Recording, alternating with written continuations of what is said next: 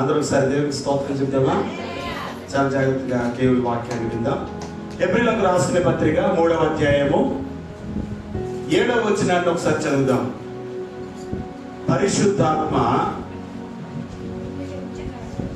ఇలాగూ చెప్పుచున్నాడు. దేవునికి స్తోత్రం. గత కొన్ని వారాలుగా హెబ్రీ పత్రికలో నుంచి అనేక విషయాలు మనం ధ్యానం చేస్తూ వస్తున్నాం. గత వారంలో మరి 3వ అధ్యాయము 12వ వచనంలో మనం ధ్యానం చేస్తాం. ఏమనంటే జీవము కలిగిన దేవుణ్ణి విడిచిపోకుండా ఉండాలి అని కొన్ని మాటలు మనం ధ్యానం చేస్తాము. అయితే ఈరోజు పరిశుద్ధాత్మ దేవుడు మనకిస్తున్నటువంటి వర్తమానంలో నుంచి కొన్ని మాటలు మనం ధ్యానం చేద్దాం. చూడండి, హెబ్రీయులకు రాసిన పత్రిక 4వ అధ్యాయం చూడండి ఒకసారి. హెబ్రీయులకు రాసిన పత్రిక 4వ అధ్యాయము 1వ వచనాన్ని చదువుదాం.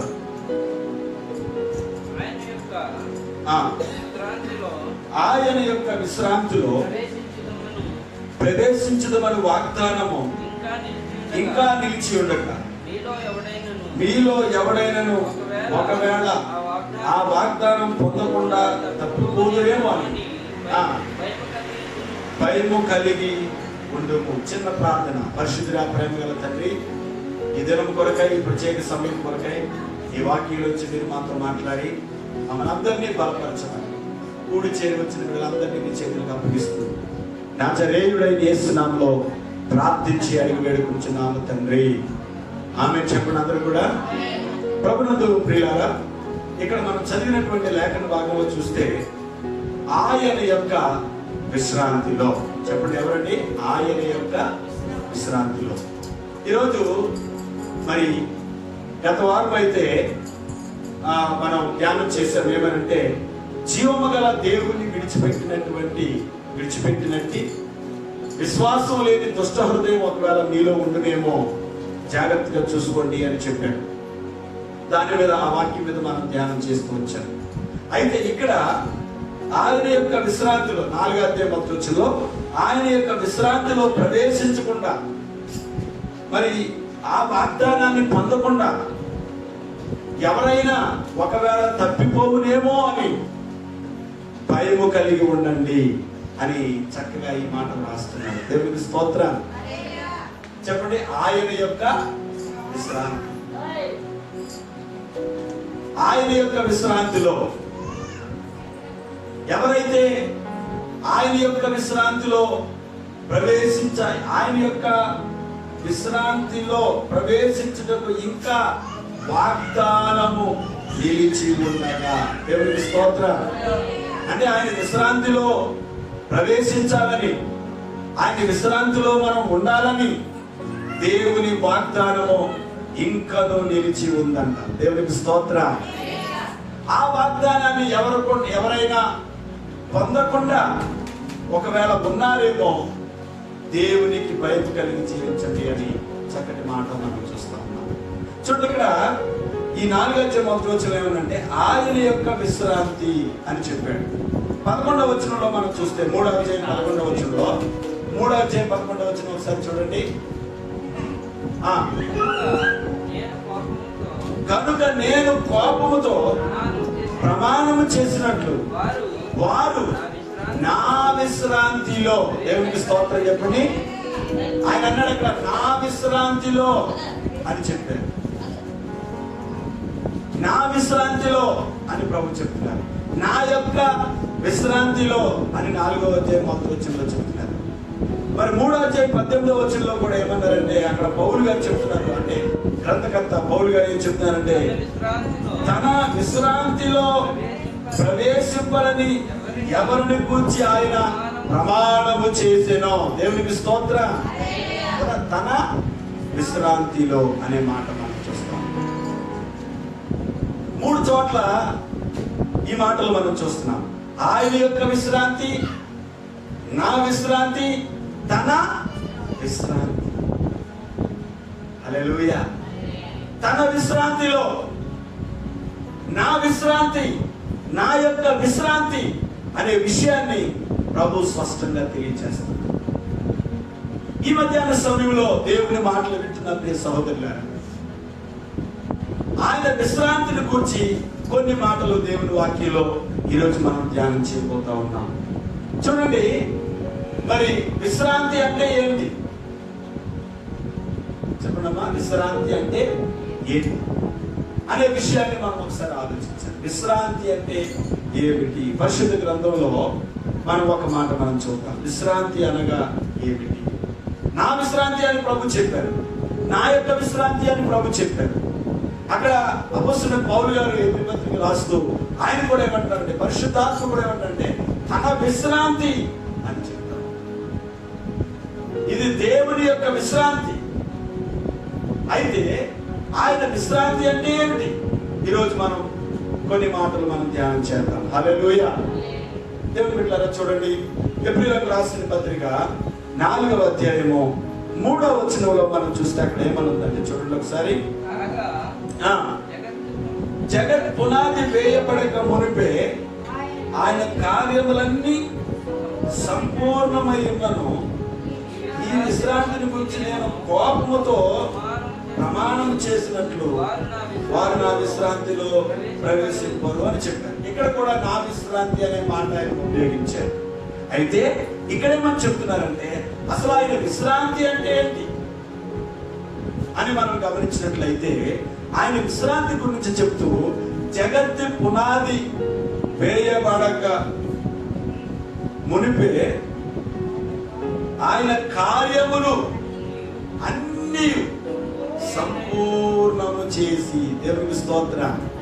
అంటే విశ్రాంతి అనంటే ఏంటంటే ఆయన కార్యములన్నీ కూడా ముగించారట. అంటే ఆయన పనులన్నీ ముగించారట. దేవునికి స్తోత్రం కలుగును గాక. ఆయన కార్యములు, ఆయన పనులన్నీ కూడా ముగించారు. అయితే ఆయన కోపముతో నా విశ్రాంతిలో మీరు ప్రవేశించలేరు అని ఆ దినాల్లోనే ఇశ్రాయేలు ప్రజల గురించి ప్రభు మాట్లాడినట్లుగా మనం చూస్తున్నాం. అయితే ఆయన విశ్రాంతి అంటే ఏంటో ఒకసారి అక్కడ 4వ వచనంలో మనం చూస్తే చూడండి ఒకసారి. 4వ వచనం, దేవుడు 7వ దినమందు తన కార్యములన్నిటినీ ముగించి విశ్రమించెను. దేవునికి స్తోత్రం. దేవుడు 7వ దినమందు అంటే 6 రోజులు ఏం చేయాలి? మనం పని చేశారు. 7వ రోజున ప్రభు ఏం చేశారట? విశ్రాంతి తీసుకున్నారు, విశ్రమించారు. అంటే విశ్రాంతి అని అంటే ఏంటంటే, మరి ఆయన విశ్రాంతిని గురించి ఆయన మాట్లాడుతూ ఏమని చెప్తున్నారంటే, ఇక్కడ ఆయన కార్యములన్నీ ముగించారంట. ఆదికాండము 2వ అధ్యాయము మొదటి నుంచి ఒకసారి చూద్దాం. చూడండి ఒకసారి. ఆదికాండము 2వ అధ్యాయము మొదటి నుంచి మనం ఒకసారి చూస్తే అక్కడ ఒక మాట మనం చూస్తాం. చూడండి. ఆకాశమును భూమి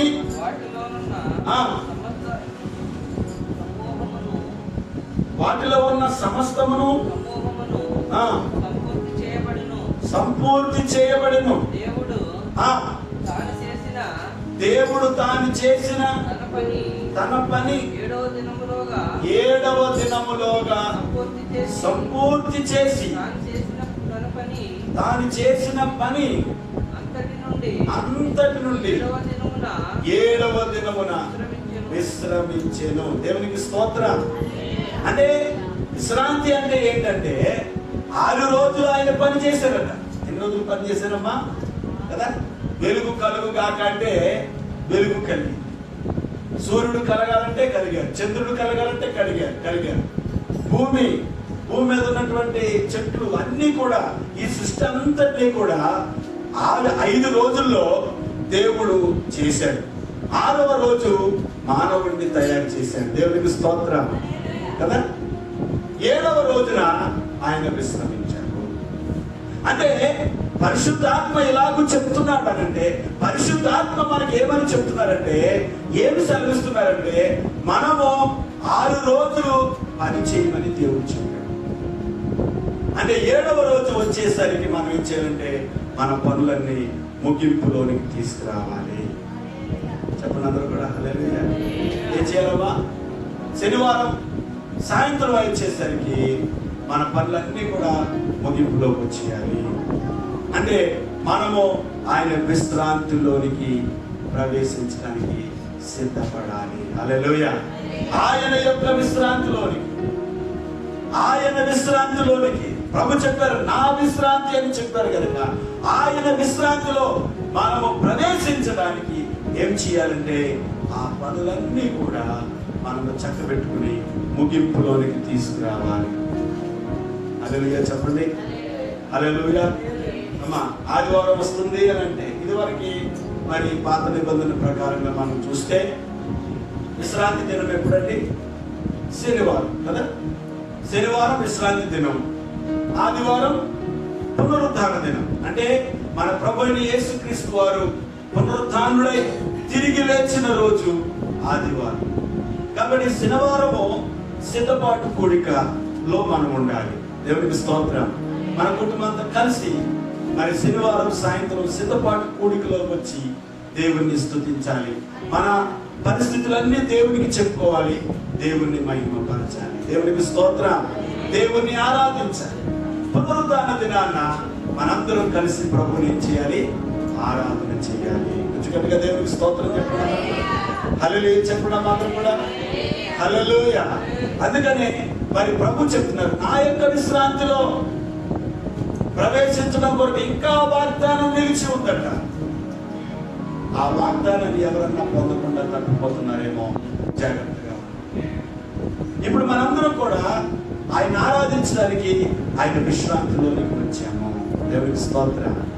ఆ విశ్రాంతిలో మనము ఉండడానికి ప్రభు పంపించాడు. చూడండి, 4వ అధ్యాయము 10వ వచనంలో అక్కడ స్పష్టంగా రాశాడు. ఒకసారి అందరూ బైబిల్ తీసి పరిశుద్ధాత్మ దేవుడు స్పష్టంగా చెప్తున్నాడు. చూడండి, 4వ అధ్యాయం 10వ వచనం, హెబ్రీ పత్రిక 4వ అధ్యాయము 10వ వచనం చదువుతాం. ఎందుకనగా దేవుడు తన కార్యములన్నీ ముగించి విశ్రమించిన ప్రకారము ఆయన యొక్క విశ్రాంతిలో ప్రవేశించువాడు కూడా తన కార్యములను ముగించి విశ్రమించును. దేవునికి స్తోత్రం కదా. విశ్రాంతి అంటే ఏంటంటే, నా విశ్రాంతిలోకి మీరు రారు, మీరు ప్రవేశించలేరు అని ప్రభు ఎందుకు చెప్పారు? నా యొక్క విశ్రాంతి అని ఆయన ఎందుకు చెప్తున్నారు? ఇక్కడ ఒకసారి మనం ఆలోచించాలి.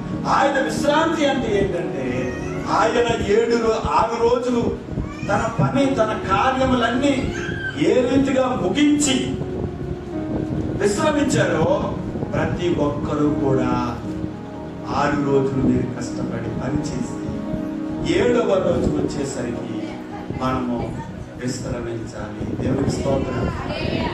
హల్లెలూయా. అంటే దేవుని విశ్రాంతిలోనికి మనం రావాలి. అంటే ఆయనతో మనం సహవాసం చేయడానికి, ఆయన సన్నిధిలో ప్రభుని స్తుతించడానికి, ఆరాధించడానికి, మన పనులన్నీ ముగింపులోనికి తీసుకురావాలి. రేపు ఆదివారం కదా, అవునా? రేపు ఆదివారం వచ్చేస్తుంది. మన పునరుద్ధాన దినం.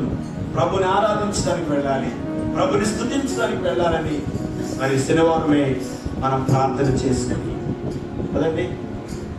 హల్లెలూయా చెప్పడం అందరూ కూడా ప్రార్థన పూర్వకంగా సేవకుడు కొరకు ప్రార్థన చేస్తూ, సంఘము కొరకు ప్రార్థన చేస్తూ, నశించిపోతున్న ఆత్మల కొరకు భారం కలిగి ప్రార్థన చేస్తూ ప్రతి ఒక్కరు కూడా సిద్ధపడి దేవుని సన్నిధికి రావాలి.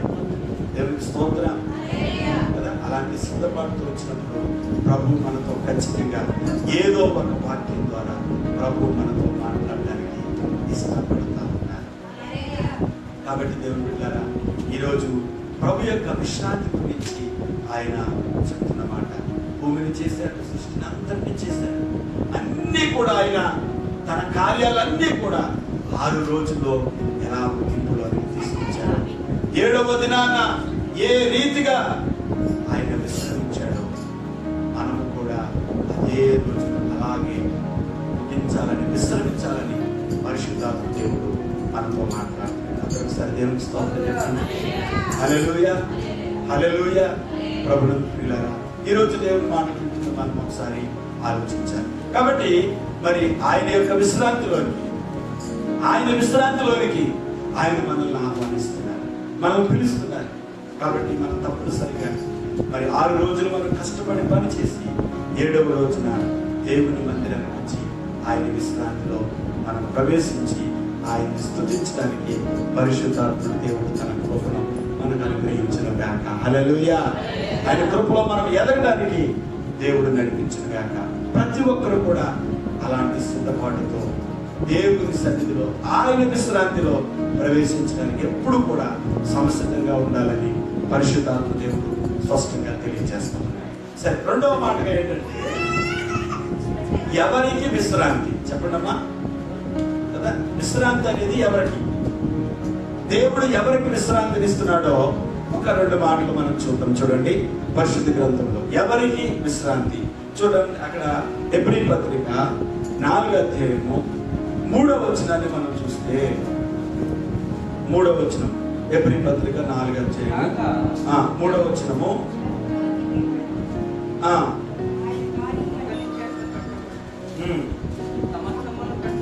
అది కాదు 4వ అధ్యాయమే 3వ వచనమే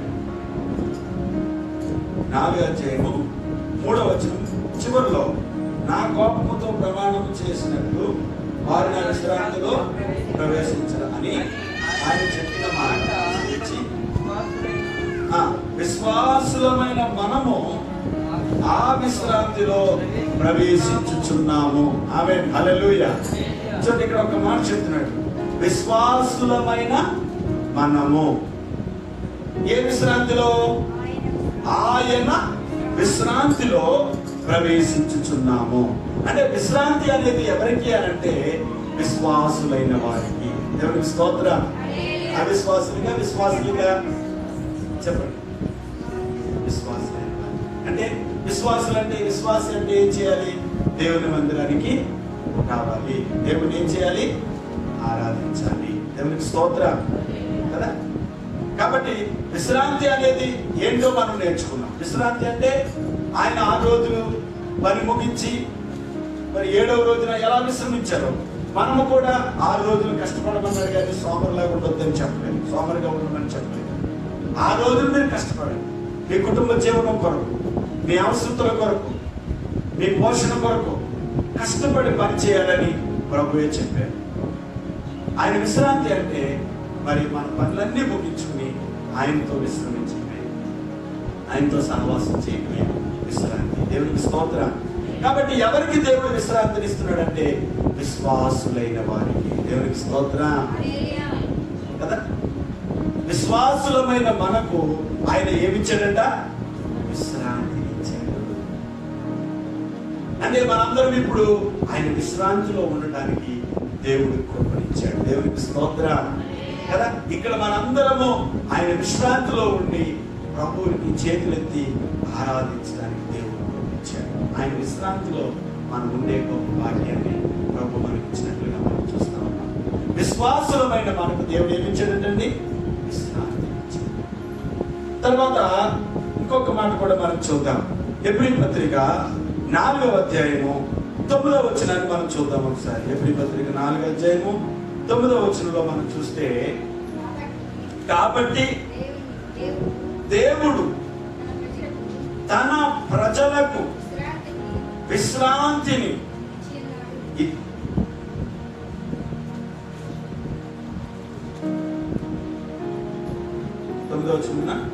కాబట్టి దేవుని ప్రజలకు విశ్రాంతి నిలిచి ఉన్నది. దేవునికి స్తోత్రం.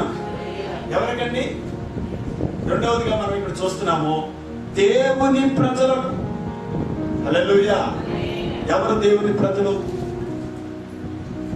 ఎవరైతే యేసుక్రీస్తునందు విశ్వాసం ఉంచుతారు, ఆయన సొంత రక్షకునిగా అంగీకరిస్తారు, వారు దేవుని ప్రజలుగా, దేవుని పిల్లలుగా పిలువబడ్డారు. యోహాను సువార్త 1వ అధ్యాయము 12వ వచనాన్ని మనం చూస్తే అక్కడ ఒక మాట రాయబడింది. చూడండి ఒకసారి. యోహాను సువార్త 1వ అధ్యాయం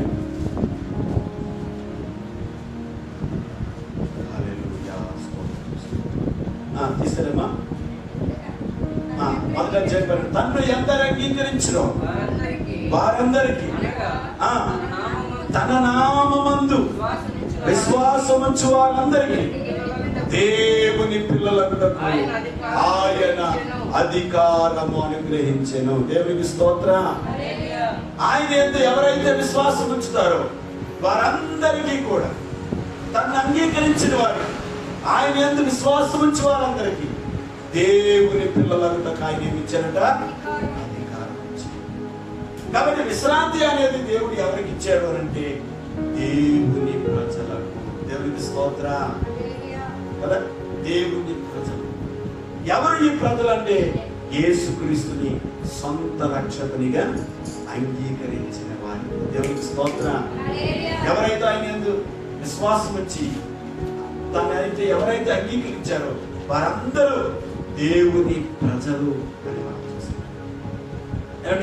విశ్వాసం అనేది సహజంగా అన్ని జనుల్లో కూడా ఉండొచ్చు. చాలా మంది మరి యేసు ప్రభు నిజమైన దేవుడు అండి, మాకు ఆయన అంటే చాలా నమ్మకం అండి అని దేవుడి మీద నమ్మకం ఇస్తారు. వాళ్ళు ప్రార్థన చేసుకుంటారు, యేసు ప్రభువా మరి నువ్వు నిజమైన దేవుడు కదా అని. ఏదన్నా కోట పెట్టినప్పుడు లేకపోతే ఏదైనా ప్రార్థన వచ్చినప్పుడు అలా విశ్వాసాన్ని బట్టి దేవుడు వారి జీవితాల్లో స్వస్థత కార్యాలు కూడా చేస్తారు. హల్లెలూయా. అంటే విశ్వసించడంలో కాకుండా విశ్వసించడం ద్వారా దేవుడు గొప్ప కార్యాలు చేస్తున్నాడు. అంతేకాకుండా అలా కొంతమంది విశ్వసించి విశ్వాసం తర్వాత వాళ్ళకి కార్యం జరిగిన తర్వాత మరలా లోకంలోనికి వెళ్ళిపోతూ ఉంటారు. అంటే దేవుడు వారి జీవితంలో కార్యం చేసిన తర్వాత మరలా లోకంలోనికి వెళ్ళిపోతూ ఉంటారు. కానీ ఎవరైతే సొంత రక్షకునిగా యేసుక్రీస్తుని అంగీకరిస్తారో వారు దేవుని ప్రజలు. గట్టిగా దేవునికి స్తోత్రం చెప్తామా? హల్లెలూయా. ఆ దేవుని ప్రజలకి దేవుడు ఏమిస్తున్నాడంటే విశ్రాంతి వారి కొరకు నిలిచి ఉంది అని పరిశుద్ధాత్మ దేవుడు స్పష్టంగా ఇది మనతో మాట్లాడుతున్నాడు. కాబట్టి చూడండి, సమరయ స్త్రీకి ఏం కలిగిందమ్మా? అదే రక్తస్రావం కలిగిన స్త్రీ ఉంది కదా, ఆమె 12 సంవత్సరాల నుంచి రక్తస్రావంతో బాధపడతారు. ఆమెలో ఒక విశ్వాసం కలిగింది ఏమనంటే ఆయన వస్త్రపు చెవులను ముట్టుకుంటే స్వస్థపడతారు. ఆమె విశ్వాసాన్ని బట్టి దేవుడు ఆమె జీవితంలో స్వస్థత కలిగిస్తారు. చాలా మందికి విశ్వాసం ఉండొచ్చు, కార్యం జరుగుతుంది, కానీ మరి సొంత రక్షకునిగా అంగీకరించడంలో దేవుని ప్రజలుగా తీర్చబడతారు. దేవునికి స్తోత్రం. విశ్వాసం ఉండాలి, సొంత రక్షకునిగా దేవుణ్ణి అంగీకరించాలి. చూడండి, జకరియా జీవితంలో మనం చూస్తే ఆయనలో కూడా ఒక విశ్వాసం వచ్చింది. ఏంటంటే యేసుని చూడాలని. అందరూ చెప్పండి హల్లెలూయా. ఎవరిని చూడాలని? యేసుని చూడాలి. మరి చూసేసాడు కదా, అక్కడితో అయిపోయిందా అని అంటే ఆయన ఏం చేశాడంటే యేసుక్రీస్తుని సొంత రక్షకునిగా నా ఆస్తిలో సగభాగాన్ని ఎవరికి ఇస్తానన్నాడు? పేదలకు ఇచ్చేస్తాను.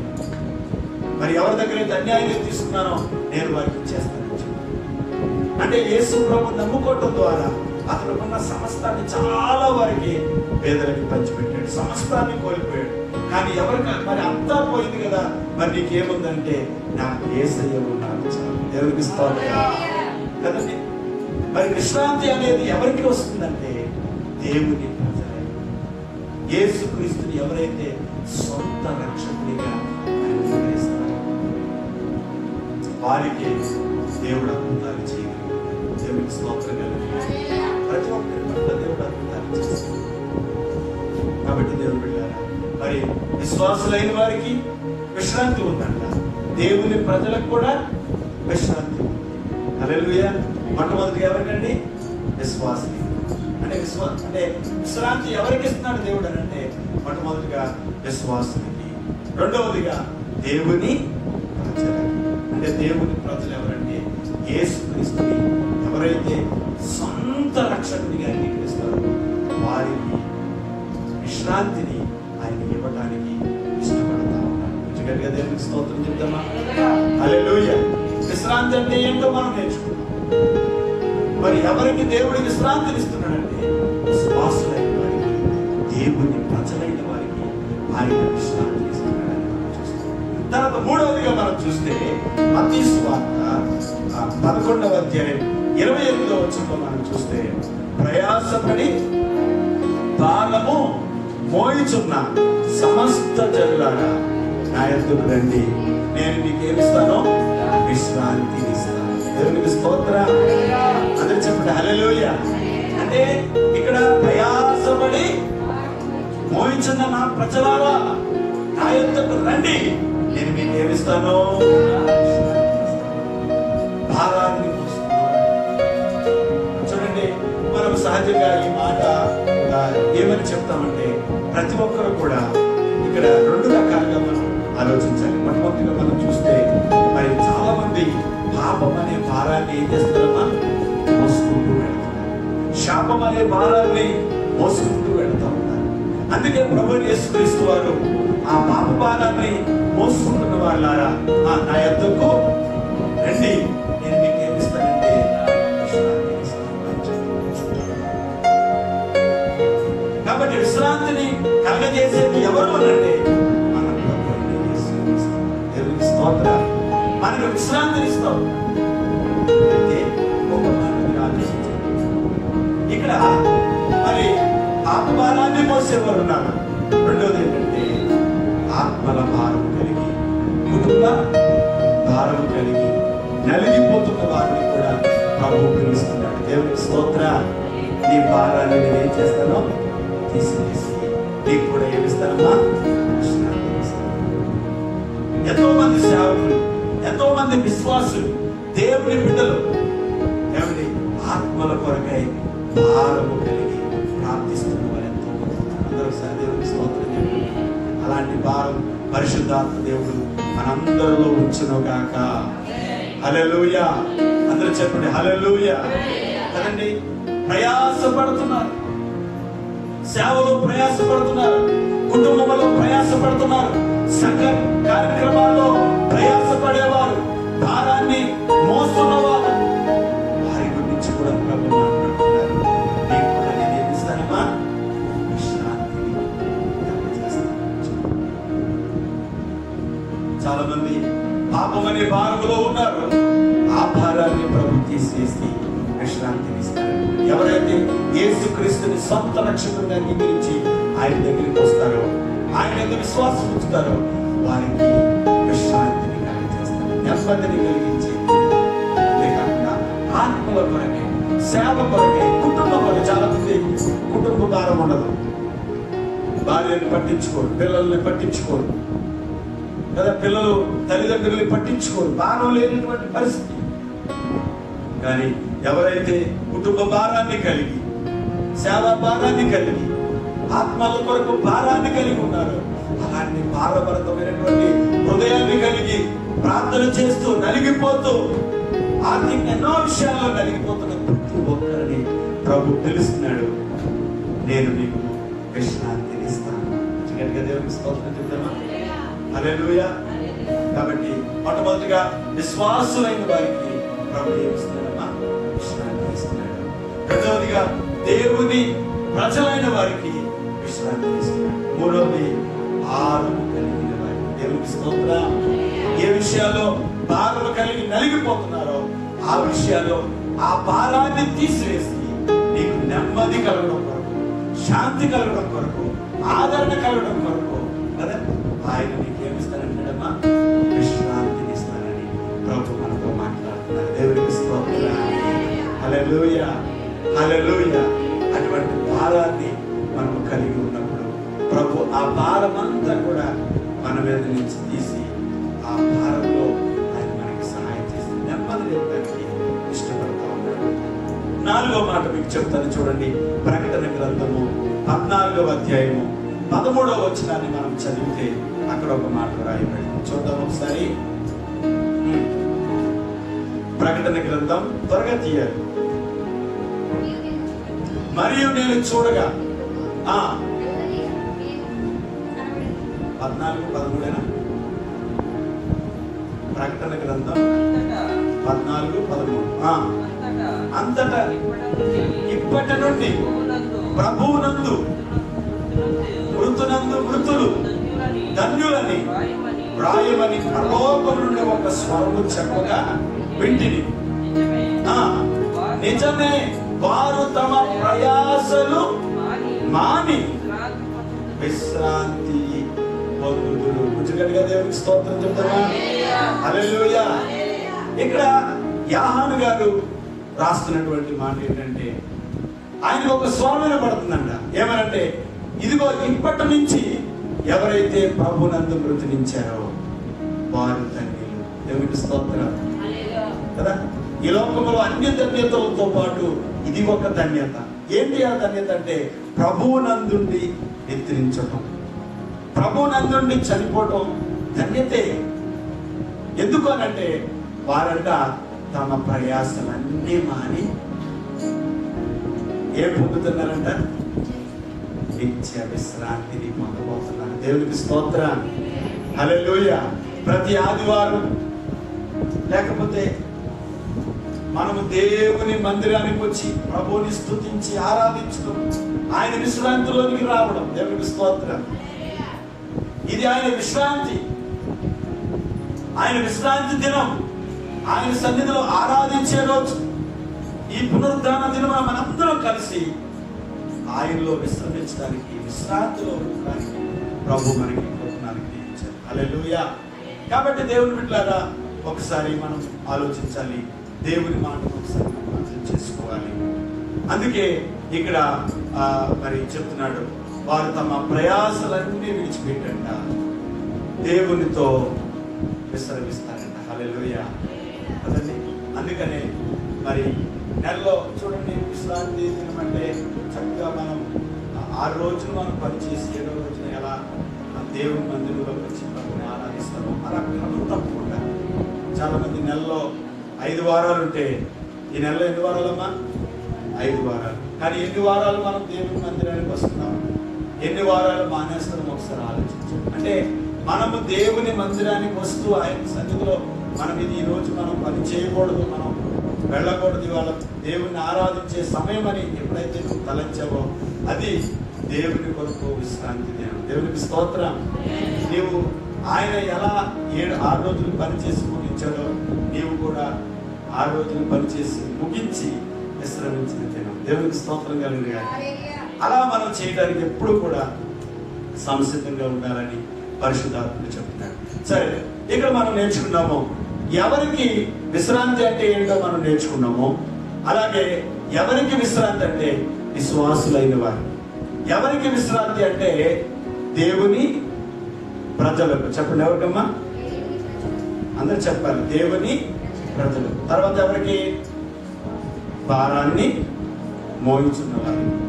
4వదిగా మనం చూస్తే వారి ప్రయాసలు మాని ఏం పొందుతారంట?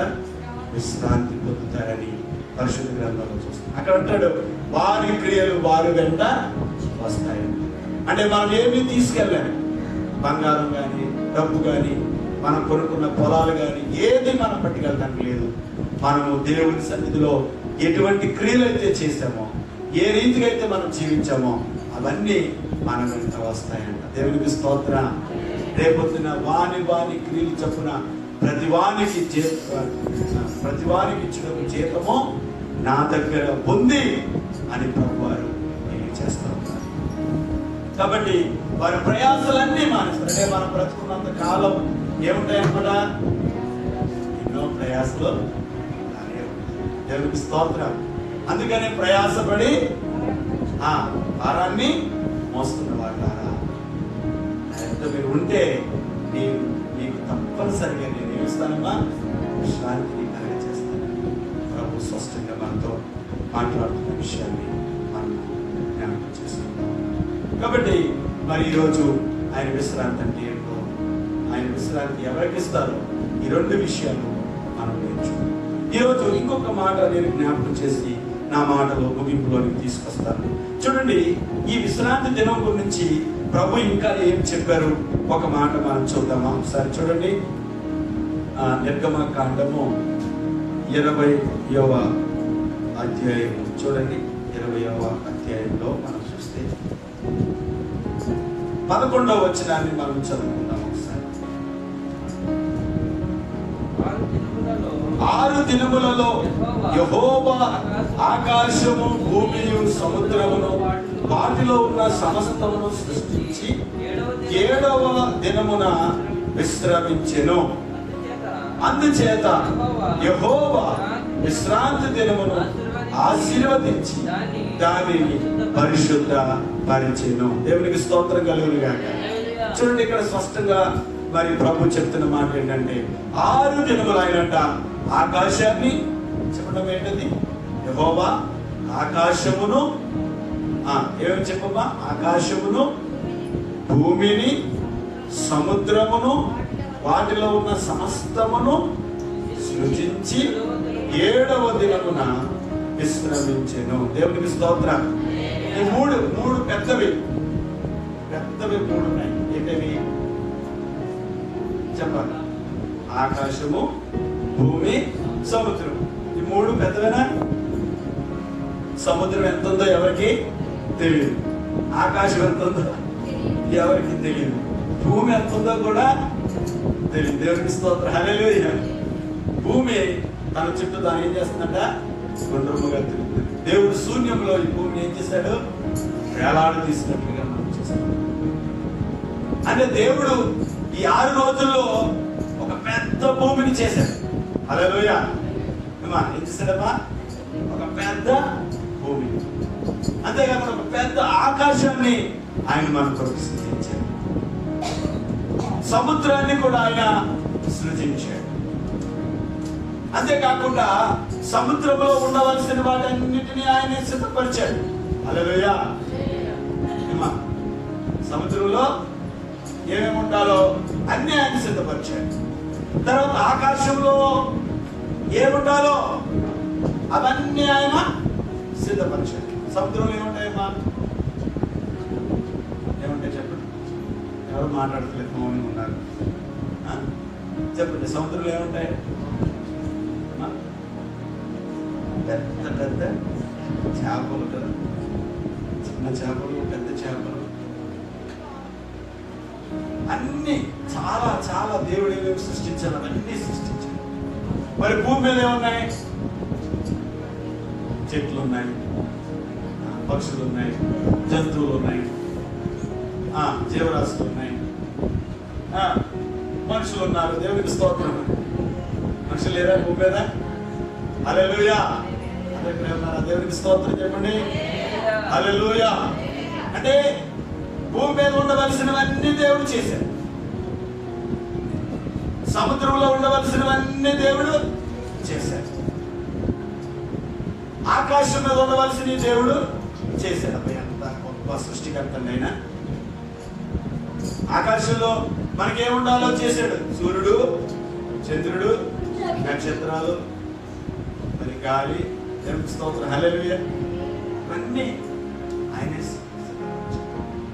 భూమి మీద మనకేముండాలో, భూమిలో నుంచి మంచి పంటలు, బంగారము, వెండి. బంగారం ఎక్కడి నుంచి వచ్చింది? ఇనుము అంతా కూడా ఎక్కడి నుంచి వచ్చిందమ్మా? అన్ని భూమిలో నుంచి. నేను సంపాదించాను బంగారం అంటారు. కానీ ఇక్కడ ప్రభు చెప్తున్న మాట ఏంటంటే, మరి ఈయన యెహోవా ఏంటంటే 6 దినములలో యెహోవా ఆకాశాన్ని, భూమిని, సముద్రాన్ని చేసి అవన్నీ సృజించి భూమిలో ఉండవలసినవన్నీ ఆయన సృష్టించాడు. ఆకాశంలో ఉండవలసిన వాటన్నిటినీ ప్రభు సృష్టించాడు. సముద్రంలో ఉండవలసిన వాటన్నిటినీ కూడా ప్రభు సృజించాడు. దేవునికి స్తోత్రం. ఆకాశంలో ఏమొస్తుందమ్మా? వర్షం వస్తుంది. వర్షం ఎక్కడ పడుతుంది? భూమి మీద పడుతుంది, సముద్రంలో పడుతుంది కదా. సముద్రంలో పడుతుంది, భూమి మీద పడుతుంది. మరి భూమి మీద పడిన వర్షం అంతా, నీరంతా చెల్లిపోవడానికి దేవుడు ఏం చేశాడు? పెద్ద సముద్రాన్ని తయారు చేశాడు. దేవునికి స్తోత్రం. ఆయన ప్రణాళిక ఎంత గొప్పది. హల్లెలూయా. ఎవరైనా ఆలోచించారా? దేవుని ప్రణాళిక గురించి ఎవరైనా ఆలోచించారా? దేవుని గొప్పతనాన్ని గురించి ఆలోచించారా? చాలా మంది మనకు కనబడే సూర్యుడే, కనబడుతున్న సూర్యుడు తప్పిన దేవుడు ఎవరు అనుకుంటున్నాడు? హల్లెలూయా. ఇక సూర్యుడు ఉన్నాడు కాబట్టి ఇంకా ఆయనే దేవుడు అనే భావించే, దేవుడిగా భావించేవాళ్ళు ఈ ఈ భూమి మీద లేకుండా లేదు. కాబట్టి ఇవన్నీ కనిపించే సూర్యుడైనా చంద్రుడైన ఆకాశమైన ఇవన్నీ దేవుడే చేశాడు. ఆకాశం నుంచి వర్షం వస్తే భూమి మీద పడుతుంది. భూమి మీద ఈ వర్షం నిలబడిపోకుండా అవన్నీ మళ్ళా సముద్రంలోకి వెళ్ళిపోవడానికి పెద్ద సముద్రాన్ని దానికి ఒక సరిహద్దు కూడా పెట్టాడు. ఏం పెట్టాడు? దానికి ఇసుకు సరిహద్దుగా పెట్టాడు. ఎంత పెద్ద పెద్ద వాగులు వచ్చినా కానీ ఎక్కడ దాకా వచ్చి ఆగిపోతుంది? ఆ సరిహద్దు ఇసుకు దాకా వచ్చి ఆగిపోతాం. కానీ ఎప్పుడన్నా దేవుడు రమ్మంటే వస్తుంది. దేవుడికి స్తోత్రం చెప్పండి కదా. తుఫాన్లు పుట్టించేవాడు ఆయనే కదా, వడగండ్లు రప్పించేవాడు కూడా ఆయనే.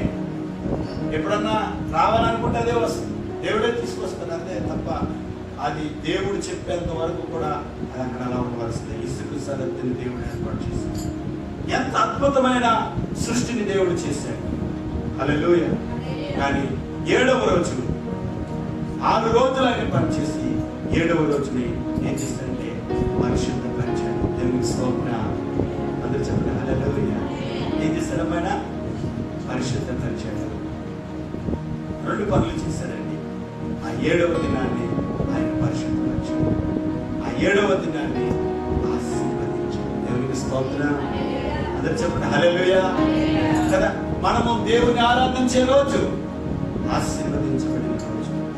ప్రభు ఆశీర్వదించిన దినం ఇది. ప్రభు పరిశుద్ధపరిచిన దినం ఇది. అందుకే అన్నాడు, విశ్రాంతి దినమును పరిశుద్ధ దినముగా ఆచరించుటకు మీరు ఏం చేయాలి? జ్ఞాపకము.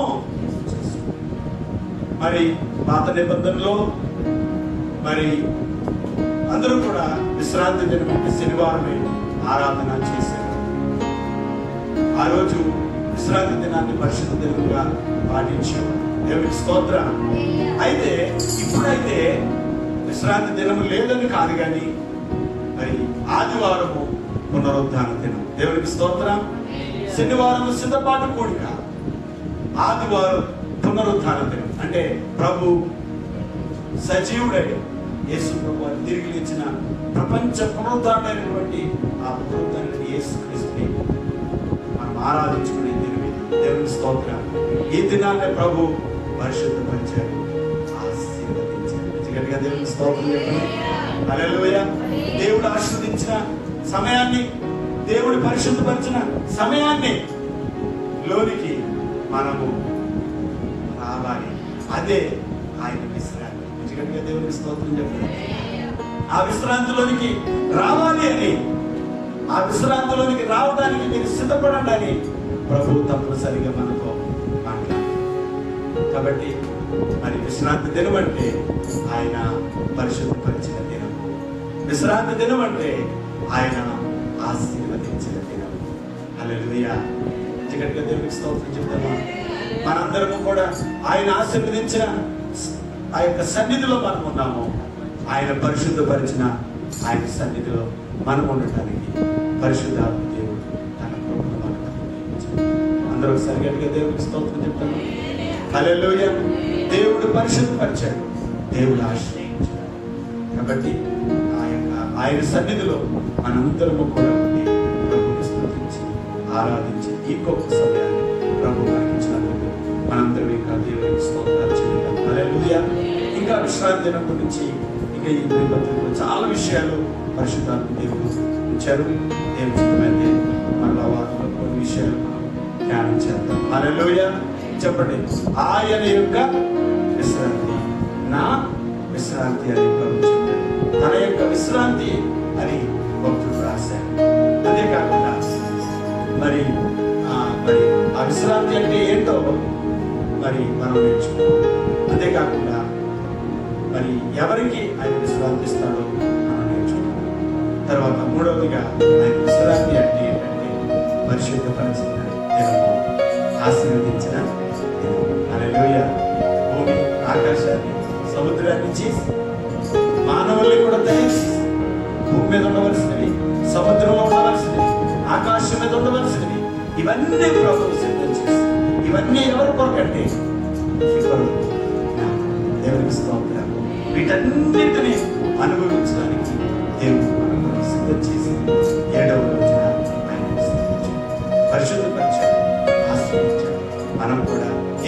మొదలుకున్న 7వ రోజు వచ్చేటప్పటికి ముగింపులోనికి తీసుకొచ్చి ఆ రోజు దేవుణ్ణి ఆరాధించే దినము, పరిశుద్ధపరిచిన దినము, ఆశీర్వదించిన దినము కనుక నీ కుటుంబం అంతా ఆయన సన్నిధిలో ఉండి ఆయన ఆరాధిస్తే ఆయన నిన్ను పరిశుద్ధపరుస్తాడు, ఆయన నిన్ను ఆశీర్వదిస్తాడు. దేవునికి స్తోత్రం కలుగును. నీ కుటుంబం ఆశీర్వదించబడుతుంది. నీ కుటుంబాన్ని, నీ వ్యక్తిగత జీవితాన్ని, ఆత్మీయ జీవితాన్ని ఆయన పరిశుద్ధపరుస్తాడు. అటువంటి పరిశుద్ధాత్మ దేవుడు మనందరికీ అనుగ్రహించను గాక. అందరూ కళ్ళు మూసుకోండి, ప్రార్థన చేసుకున్నాం. అందరూ కళ్ళు మూసుకోండి, ప్రార్థన చేసుకున్నాం. పరిశుద్ధాత్ముడా నీకు వందనాలు. స్తోత్రం నాయన, స్తోత్రం నాయన. ఇదిగో ఆయన యొక్క విశ్రాంతి లోనికి ప్రవేశించడానికి ఇంకా వాగ్దానం నిలిచి ఉండండి. మీలో ఎవరైనా ఆ విశ్రాంతిలో ప్రవేశించకుండా తప్పిపోతున్నారేమో భయము కలిగి ఉండండి. ఒకవేళ ఆ విశ్రాంతిలో మీరు ఉండట్లేదేమో, దేవుడు మీకు ఇచ్చిన సమయాన్ని, ఆదివారం లేక దేవుణ్ణి ఆరాధించవలసిన సమయంలో నువ్వు ఆరాధించకుండా ఎక్కడెక్కడో ఉంటే నువ్వు ఆయన విశ్రాంతిలో ఉన్నాడు. నువ్వు 6 రోజులు పని చేసుకో. ఆయన ఎలాగైతే ముగించాడో నీవు కూడా 6వ దినం వచ్చేటప్పటికి అన్ని పనులు ముగింపు చేసుకుని 7వ దినాన్న నువ్వు విశ్రమించాలి. ఆయన విశ్రాంతిలో నువ్వు రావాలి. ఆయన విశ్రాంతి ఏమిటి అనంటే పరిశుద్ధపరిచిన దినము, ఆశీర్వదించిన దినము. అది నీ జీవితానికి, నీ కుటుంబానికి ఎంతో ఆశీర్వాదకరంగా ఉండే సమయం. ఇంత గొప్ప సమయాన్ని ప్రభు మనకిచ్చినందుకు ఒకసారి అందరూ చేతులు పైకెత్తి, ప్రభువా ఎందరికో ఈ భాగ్యం లేదు, ఈ విశ్రాంతిలో మమ్మల్ని నడిపించవయ్యా. ఇదిగో విశ్వాసులైన వారికి నా విశ్రాంతి అని చెప్పారు, దేవుని ప్రజలైన వారికి నా విశ్రాంతి అని చెప్పారు, భారాన్ని మోసుకుంటున్న వారికి నా విశ్రాంతి అని చెప్పారు. ప్రభు వారి ప్రయాసలన్నీ మానేసి విశ్రాంతి తీసుకునే రోజు కూడా రాబోతుందని ప్రభు కాబట్టి ఇది నాన్న ఆయన విశ్రాంతిలో నీవు, నీ కుటుంబము ఉండటానికి పరిశుద్ధాత్మ దేవుడు నిన్ను పిలుస్తున్నాడు. అందుకే పరిశుద్ధాత్ముడు ఇలాగూ సెలవిస్తున్నాడు. ఈ వాగ్దానాన్ని ఎవరైనా పొందకుండా తప్పిపోతున్నారేమో భయం కలిగి ఉండండి మరొకసారి మనతో మాట్లాడు. విశ్రాంతి దినం విశ్రమించడానికి, దేవునికి సమయం ఇవ్వడానికి భయము కలిగిన వారమై, భక్తి కలిగిన వారమై ఆ వాగ్దానంలో, ఆ విశ్రాంతిలో ప్రవేశించడానికి పరిశుద్ధాత్మ తన కృప మనకు అనుగ్రహించునుగా.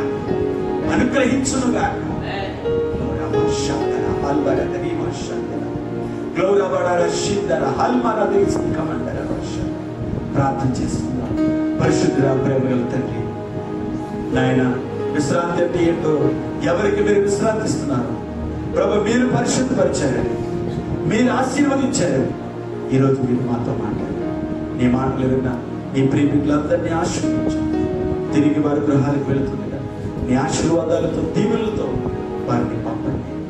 మీ కృపలో బలపరచండి. ఇదిగో నాయన 6 రోజులు కష్టపడాలని మీరు చెప్పారు. 7వ రోజు నా దినము, నా విశ్రాంతి అని చెప్పారు. ప్రభు, నీ విశ్రాంతిలో, నీ యొక్క విశ్రాంతిలో మేము పాలివారిగా ఉండడానికి కృప కలుగునుగాక, కృప కలుగునుగాక, కృప కలుగునుగాక. అలాంటి కృపలో మమ్మల్ని అందరినీ బలపరిచి ఆశీర్వదించు. ఈ మాటలు విన్న ప్రతి ఒక్కరిని ఆశీర్వదించు, దీవించు. యేసును అడుగుచు ప్రార్థిస్తున్నాము తండ్రి, ఆమేన్. అందరికీ వందనాలు.